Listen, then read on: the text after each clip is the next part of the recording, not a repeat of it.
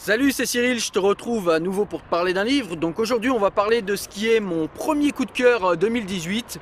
C'est un livre de l'auteur turc que j'aime beaucoup, Elif Shafak. On avait déjà parlé sur la chaîne d'autres livres, je te laisserai regarder les liens vers les autres livres que j'ai présentés d'elle. En tout cas aujourd'hui on va parler de Trois filles d'Ève, mon premier coup de cœur 2018. Allez, c'est parti. Alors de quoi nous parle ce livre? Eh bien à travers ce livre on va suivre l'histoire de Peri, qui est une jeune fille qui grandit dans une famille turque dans Istanbul. Donc son papa s'appelle Mansour, et Mansour c'est quelqu'un qui est plutôt kémaliste, et puis sa maman c'est une personne qui est plutôt pieuse, hein, elle s'appelle Selma. Voilà, c'est une personne qui est voilée, très pieuse, et puis Mansour lui est plutôt voilà, comme je l'ai dit, kémaliste, et donc plutôt en friction avec les bigots, et il met dans les bigots, dans la catégorie des bigots, sa femme, celle avec qui il vit sous le même toit. Et donc ça donne à la maison une ambiance particulière et assez tendue dans laquelle grandit Peri. Peri, elle a également deux frères. Un frère qui est voilà, dans une tendance un petit peu communiste, etc. Donc je vous laisse découvrir ce qui lui arrivera en lisant le livre. Et puis elle a un frère qui est très pieux, qui voilà, qui porte le complet barbe, djellaba et basket. Et donc Peri, au milieu de toute cette famille, où est-ce qu'elle se positionne, elle? Eh bien elle se positionne... elle sait pas en fait, elle est perdue, elle est dans l'entre-deux.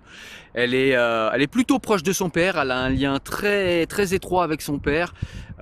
Et donc du coup, c'est vrai qu'elle passe beaucoup de temps à discuter avec son père. Et puis son père, voilà, il y a des déboires dans la famille, vous verrez en lisant le livre, qui fait que son père porte tous les espoirs de la famille, de la fierté familiale sur Peri.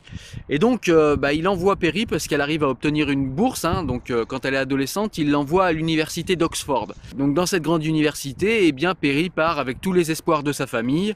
Peri va donc à Oxford, elle y va d'abord avec ses parents, hein, pour le premier jour, et donc voilà, on voit le choc culturel qui peut se passer entre la Turquie, entre des personnes qui viennent de Turquie et puis l'Angleterre, hein.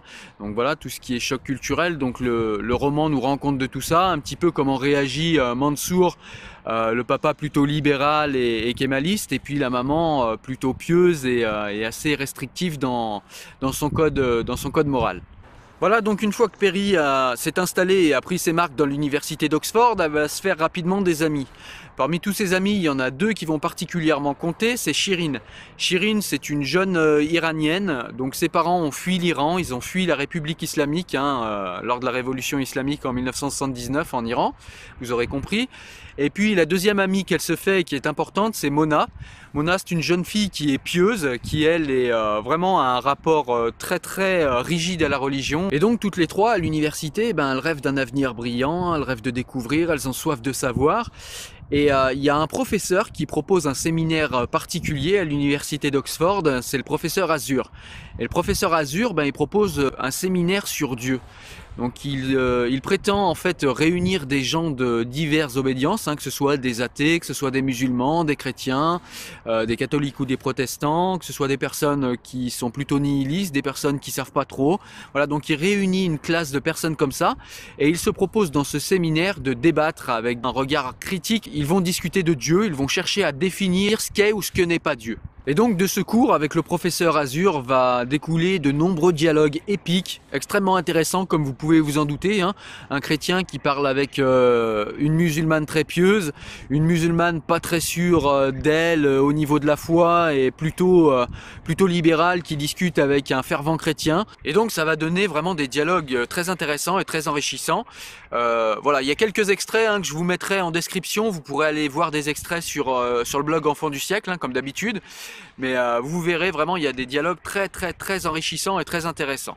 Donc de cette classe que forme le professeur Azur et de ses trois amis qui finalement vont avec le temps aller dans une maison qu'ils vont prendre en colocation à trois, il va y avoir des dialogues vraiment très intéressants sur les civilisations différentes, sur les cultures différentes, sur le rapport au sexe de toutes ces cultures, sur le rapport à Dieu, le rapport à la religion, à la religiosité, et c'est là tout l'essence du livre. Donc ce que j'ai aimé dans le livre, c'est comme d'habitude la douceur, la nuance et la capacité qu'a Elif Shafak à nous restituer une réalité qui est souvent plus une réalité, mais également des ressentis, des impressions, des tensions internes. C'est pas facile à retranscrire ça par écrit. Et Elif Shafak y arrive toujours très bien et avec une douceur qui lui est caractéristique et que j'aime vraiment beaucoup. Donc ce bouquin, je l'ai vraiment aimé. Ça faisait longtemps que ça m'était pas arrivé, mais à la fin du bouquin, j'ai eu presque la larme à l'œil. Ce que j'ai pas aimé dans le livre, eh ben, il y a absolument rien. Si, il y a une chose, pardon, j'ai oublié, c'est qu'il est trop court. Il fait plus de 500 pages, mais il est quand même trop court. On est dégoûté quand ça s'arrête, tellement c'est intéressant. Voilà, donc j'étais content aujourd'hui de te présenter le livre d'Elif Shafak, je te le rappelle, 3 filles d'Ève, mon premier coup de cœur 2018.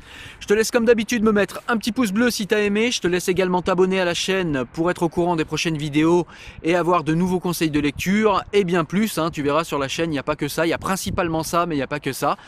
En tout cas, je te laisse également aller voir mon profil Tipeee si jamais tu as envie de me soutenir et de me payer un café. Moi je te dis à très bientôt pour une nouvelle vidéo, ciao ciao, salut.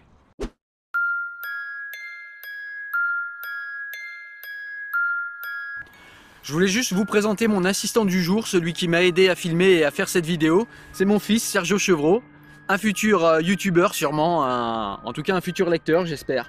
Oui. Voilà, à très bientôt, salut!